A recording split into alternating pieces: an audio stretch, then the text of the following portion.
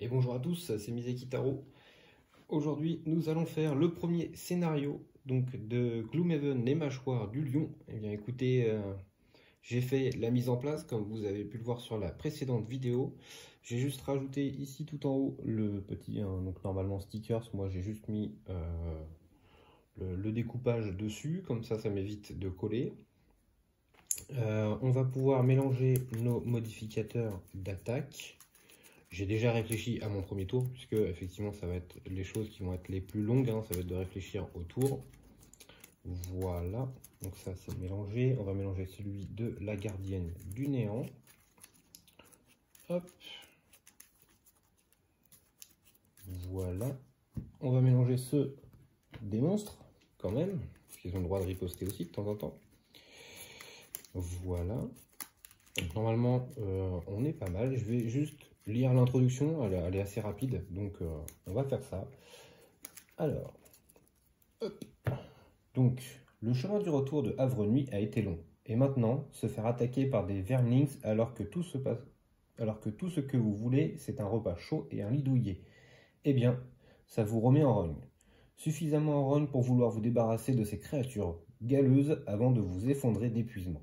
Bien sûr, les vermlings ont d'autres projets. Ils baragouinent à propos de votre or et de votre carcasse.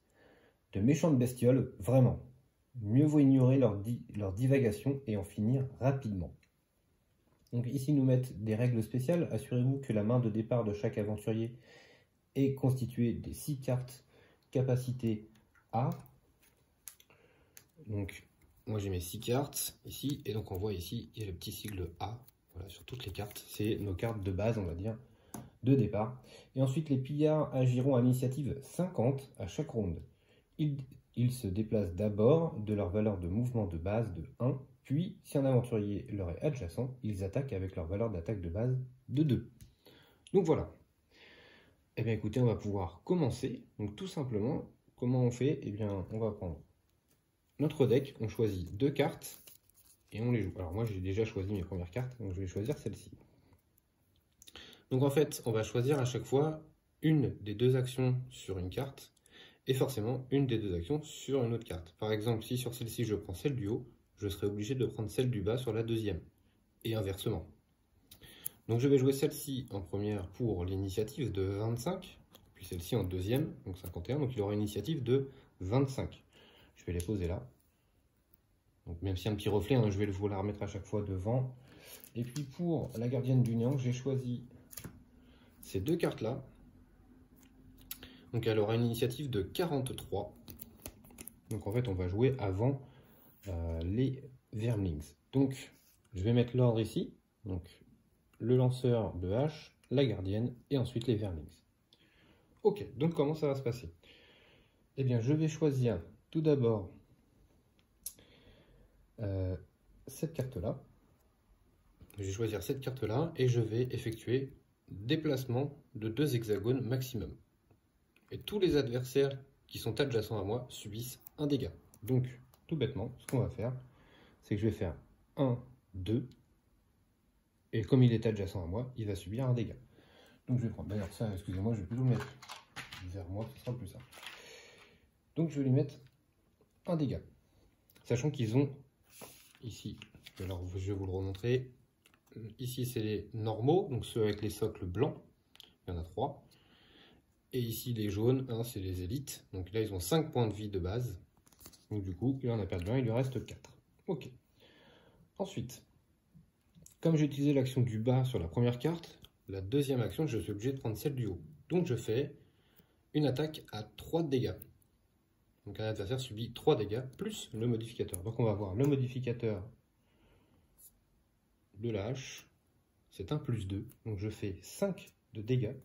Et bien 5 de dégâts, ça le tue. Hop, hop. Alors pour l'instant, c'est tout ce qu'il y a dans le premier scénario. C'est vraiment le début, donc il ne se passe pas grand-chose. Ensuite, on va passer, donc lui c'est fini, donc on va défausser ses cartes. Voilà. Ensuite, on passe à notre gardienne du néant. À la gardienne du néant, du coup, vu que ça change pas mal de choses, je vais faire... oui, c'était pas prévu que je le tue en fait. C'est pas grave. On va faire un déplacement 4. Donc 1, 2, 3. Et je pense qu'on va s'arrêter ici. Et la deuxième action, je ne vais pas la faire puisque c'est un allié à portée de 2. Donc lui peut effectuer une attaque 4 de dégâts au corps à corps. Bon, là il ne peut pas en faire, donc tant pis. On passe notre tour. Ensuite c'est au pillard. Donc les pillards, on commence toujours par les élites. Donc les élites, les jaunes, ils ont un de déplacement. Donc lui, il essaye de se déplacer vers moi au maximum. Ensuite, on passe au blanc en fonction de leur numéro. Donc lui, il a le numéro 2. Donc il joue avant le numéro 3. Et ensuite le numéro 3. Ici, alors je ne vous ai pas montré, mais ici, il y a des obstacles. Donc ils sont obligés de contourner. C'est pour ça que ça tourne. Donc ça, c'était le premier tour. Et bah, du coup, on va refaire un tour. Donc on va rechoisir des compétences. Alors, qu'est-ce que je pourrais jouer? Je pourrais jouer ça. Il faudrait que je me déplace.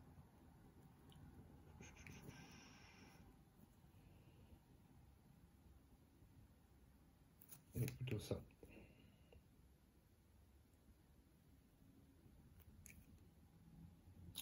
Ouais, on va faire ça. Donc pour lui, je vais choisir ces deux-là. Donc attaque à 3 de portée, avec 3 de dégâts. Puis je pense que je vais me déplacer avec cette carte-là. Ou je peux faire l'inverse, hein. Je peux me déplacer de 3 et puis attaquer à 3 ici. Donc dans tous les cas, ça revient un peu au même. Et ensuite pour notre magicienne, je pense que je vais prendre celle-là. Un allié à portée peut effectuer une attaque de portée 3, c'est bien. Et ensuite, on va faire ça. Ouais. Et ensuite, je vais faire ça. Donc on va faire don du néant et extinction des feux. Je vais vous montrer après comment, quel côté je vais choisir. Donc lui, notre ami le lanceur de hache a une initiative de 24. La gardienne du néant a une initiative de 49, la carte la plus faible entre les deux. Donc l'ordre ne change pas, c'est toujours cet ordre-là. Alors ce qu'on va faire, tout simplement, on va jouer la capacité du bas, celle-ci. Donc on va se déplacer de 3 cases au maximum. Donc on va faire 1, 2, allez j'y vais.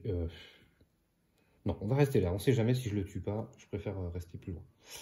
Donc j'avance de 1, et ensuite ma deuxième carte, je suis obligé de faire celle du haut, donc je fais une attaque de 3 de force à une portée de 3.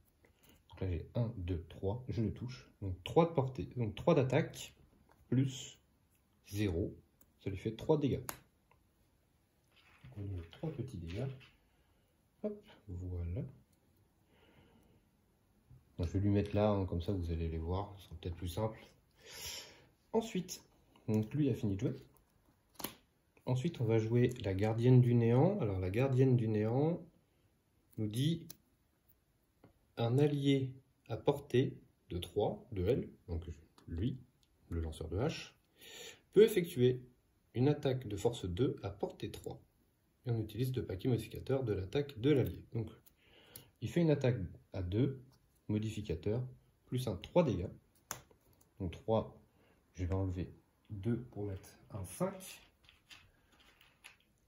Le 5, ils sont où les 5? Il n'y a pas de 5? Embêtant. Il n'y a pas de 5. Donc il avait 3 et je fais plus 3, donc ça fait 6 en tout. Donc hop, 2 petits tokens de 3. Donc il lui reste 4 points de vie à lui.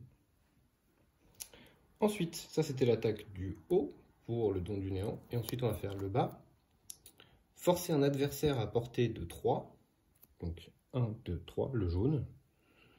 À effectuer une attaque de force 2, ciblant un adversaire de votre choix qui lui est adjacent. Utilisez le paquet modificateur des ennemis. Donc, lui va taper lui.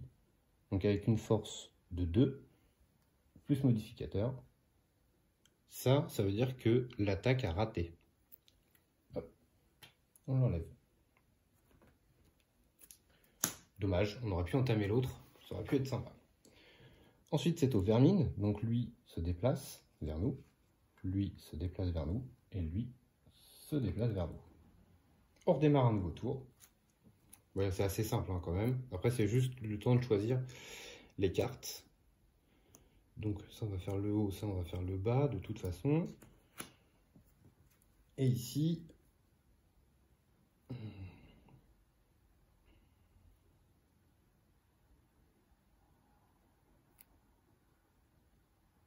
Ok, bon, on va faire ça et puis on va voir comment on va gérer ça. Alors, donc là, lui a une initiative de 18 et elle a une initiative de 23, donc ils jouent tous les deux avant les autres, Vermine. Donc on va commencer par notre ami le lanceur de hache. Le lanceur de hache va jouer en haut une attaque de force 2, portée de 3, cible de cercle. Je peux taper 2 adversaires différents. Donc voilà, 2 adversaires ou moins, à 3 hexagones au moins, subissent 2 dégâts, plus modificateur. Voilà. Donc on va d'abord shooter sur lui, donc à 2, moins 1, 1. Donc on met 1 dégât à celui-là, donc il passe à 7 dégâts. Et ensuite je fais la même chose sur celui de derrière, donc 2 dégâts, x 2, ça fait 4. Hop, voilà, donc lui il lui reste 3 PV et lui il lui reste 1 PV. Ensuite, sur la deuxième carte, je vais utiliser le déplacement de 5. Le déplacement de 5, je vais faire 1 et 2. Voilà. Ensuite, ici. Je vais faire l'attaque du haut sur la suggestion, ici. Donc je vais dire forcer un adversaire à portée de 3. Donc je vais cibler le jaune, à effectuer une attaque de 3 au corps à corps, ciblant un adversaire de votre choix. Donc c'est un petit peu la même chose qu'avant. Hein. Donc je vais cibler lui qui va tenter de taper sur lui. Donc 3 de dégâts plus modificateur, 0, ça fait 3 de dégâts. Donc 3 de dégâts, il lui restait 1 point de vie. Il est mort. Donc ça c'était mon attaque du haut. Ensuite je vais aller sur l'attaque du bas. Un allié à portée de 3, donc mon lanceur de hache, peut effectuer une attaque de force 3. Donc s'il le fait, cet allié subit 1 dégât. Donc on va le faire. Donc il va faire une attaque de force 3 avec un modificateur de moins 1. Donc 2 dégâts. C'est moche. Et il lui reste 1 point de vie. J'aurais bien aimé le tuer, mais c'est raté. Par contre, l'effet de la carte me dit que mon allié perd 1 point de vie. Donc je passe à 7 points de vie. Ça c'est fait. Ensuite on passe au Vermlings. Donc lui, étant collé à moi, il peut me taper. Donc il va faire une attaque de 2, plus rien du tout. Enfin, je crois que c'est rien. Je vérifie dans les règles parce qu'il y a des petites cartes comme ça et je ne connais pas forcément les effets. Parce que comme ce sont des cartes un peu bizarroïdes, il y a des espèces de sigles comme ça. Je suis même pas sûr que je dois les mettre celles-là. Le glossaire, where are you, c'est de lettres, ils étaient bien partis. Alors, donc on a nos cartes qui sont là. 0 fixe à valeur d'attaque, 0.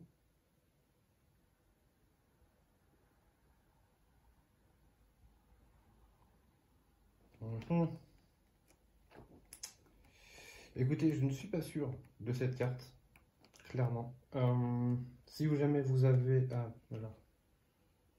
Donc ça, c'est 0. La valeur d'attaque est fixée à 0. Oui, donc c'est ça, en fait, il fait 0. Mais je ne sais pas si les petits éclairs, ils font quelque chose ou pas.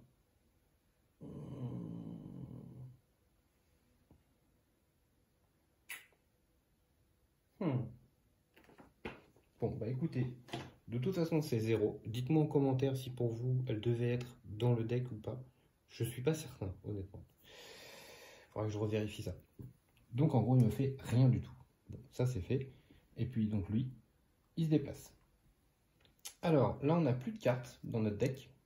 Donc on doit, ce qu'on appelle faire un repos court, c'est-à-dire on remélange notre défausse. Et on enlève une carte au hasard. Celle-ci sera perdue à jamais. jusqu'à la fin de la bataille, bien entendu. Donc ça sera celle-ci. Voilà, je la mets là, comme ça je ne pourrai pas la reprendre. Et donc nos 5 cartes restent ici. Je fais la même chose pour la gardienne du néant.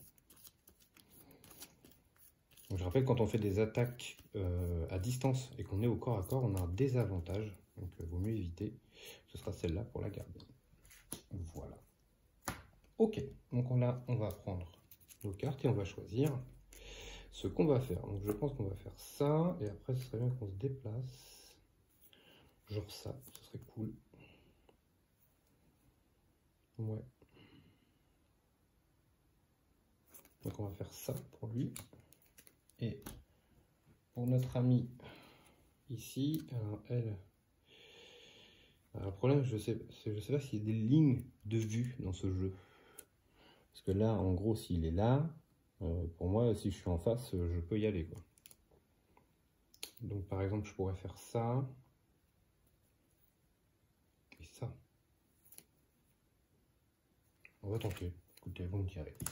Je vous avoue que c'est ma première partie. Si je fais des misplays, je suis désolé. J'espère que vous ne m'en tiendrez pas rigueur. J'apprends encore les règles. C'est ma toute première partie. Donc n'hésitez pas à mettre en commentaire si j'ai fait des erreurs, des choses qui n'allaient pas. Alors, on passe à l'initiative. Donc notre lanceur de hache a 25 d'initiative. Et notre gardienne du néant a 43 d'initiative. Donc on laisse ça dans le même ordre pour le moment.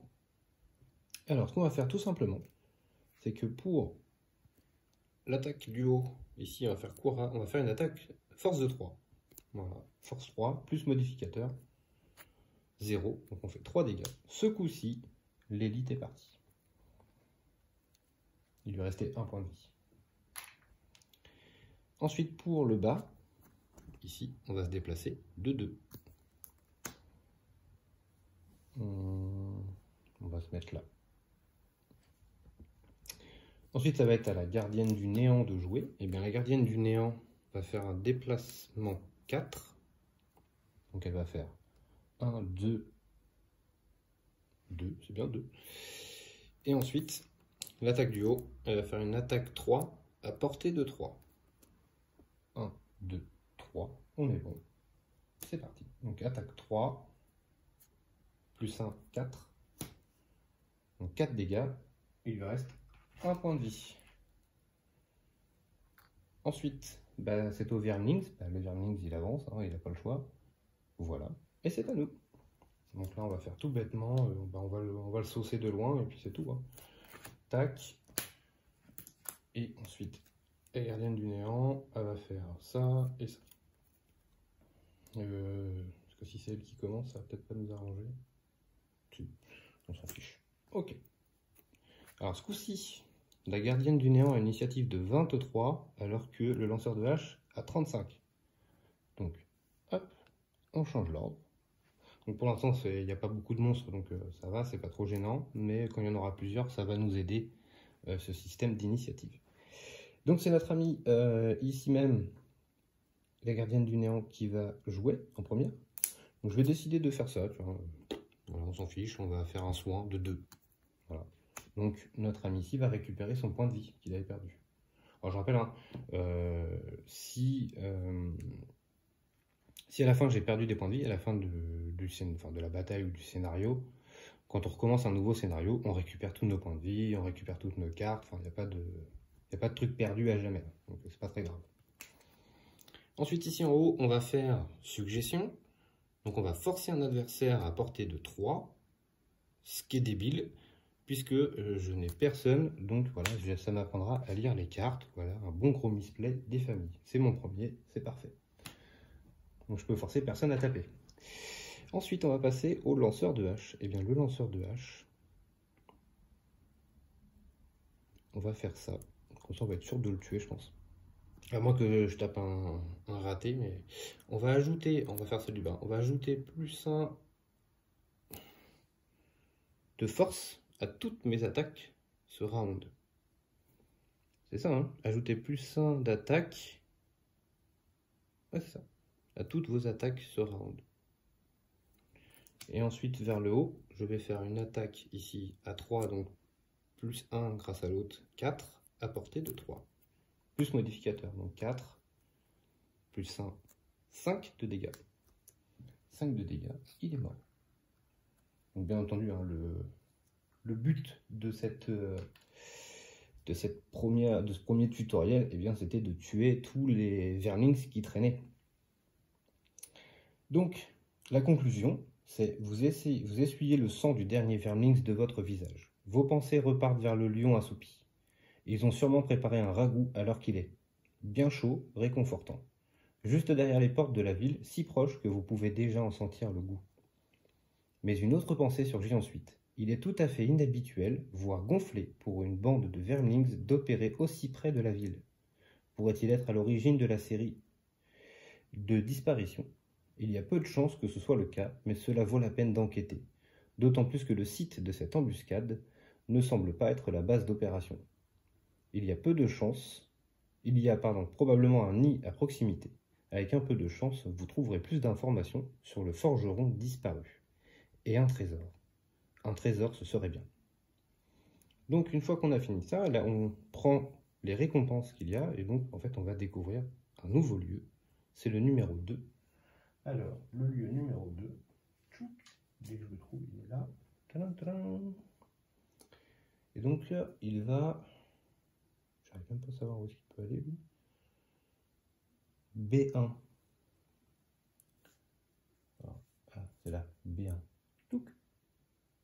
Ok, excusez-moi. B1, c'est là. Ça devait être A1. Voilà. Donc, en fait, on vient de découvrir une nouvelle fiche ici. Et puis, bah, c'est tout pour le moment, puisque c'est le début. C'était notre première mission. Bon, assez simple, on va pas se mentir. C'est vraiment pour introduire, je pense, la base de déplacement et de combat. Voilà, l'utilisation des cartes, etc. Ça a été assez rapide. Je pensais vraiment que ça serait un peu plus long. Voilà, donc après, à la fin de cette première bataille, on nous indique, eh bien, alors attendez que je le reprenne, il est là, c'est celui-là, je vais y arriver dès que je trouve la page, voilà. Donc en fait, on nous dit qu'il faut prendre notre fiche de joueur. Donc là, en fait, il y a un petit bloc-notes comme ça pour chaque personnage, chaque classe. Donc le lanceur de hache, eh bien, il faut lui mettre un nom. Bon, j'ai mis le mien. Hein. Et puis, il faut entourer le niveau. Voilà. Donc je suppose qu'on passe au niveau 2 au moment où on a 45 points d'expérience. Pour le moment, on en a 0, puisqu'on commence. On nous dit également que dans notre deck de base, ici, on va remplacer 2 cartes. Alors, 2 cartes qui ont le même nom. Donc, par exemple, ça va être pour mon lanceur de hache. Donc, on a Kupara et Centre d'Inérie. Donc, je vais prendre ici Kupara et Centre d'Inérie. Donc, ces 2 cartes-là, je vais les enlever de mon deck et je vais les remplacer par celle-ci. Donc là, on voit que celle-ci fait une attaque de 3, mais elle touche 2 cases. Donc ça peut être fort. Et celle-ci, une attaque de 3 à portée de 3. Et il y a une poussée ici. Donc ça, en fait, c'est toutes les choses qui vont être instaurées dans le deuxième scénario. Et puis, bah, bien entendu, hein, notre ami... Qu'est-ce que j'en ai fait? J'ai perdu tout, ça y est. Là que je perds la boule. Bon, bref, il va y avoir la même chose pour notre ami la gardienne du néant qui va remplacer également 2 cartes de son deck. Et puis, ça s'arrête là. Après, il va falloir commencer le scénario numéro 2. Donc j'ai hâte de commencer ce scénario numéro 2. Là, ça nous a mis un petit peu... voilà, on attend un peu plus quand même. Voilà, c'est le début. J'espère que la mécanique de jeu vous plaît. J'espère que j'ai pas fait trop d'erreurs. Surtout, je vais revérifier le deck là-haut des modificateurs des méchants, si j'ai bien mis les bonnes cartes. Et puis, bah écoutez, n'hésitez pas à mettre un petit pouce bleu, à mettre des commentaires, voilà, savoir si ça vous plaît, si j'ai fait des choses qui n'allaient pas. Toute autre chose, peut-être la caméra qui peut être mise ailleurs. Est-ce qu'il faut que j'utilise une application ou des choses comme ça? N'hésitez pas hein, à dire des choses, je vous répondrai volontiers. Il n'y a pas de problème. Et puis bah, surtout, n'hésitez pas à vous abonner à la chaîne. Ça ferait plaisir et ça ferait grandir la chaîne. Voilà, en tout cas, je vous attends nombreux pour le scénario numéro 2. Je rappelle quand même qu'on va faire toute la campagne. Donc, il n'y aura pas juste 3 épisodes, hein. Non, non, on fait toute la campagne ensemble. Donc, n'hésitez pas à vous abonner, à mettre la petite cloche, voilà, pour savoir quand la prochaine vidéo sortira. Eh bien, écoutez, je vous dis bonne soirée à vous et à très bientôt.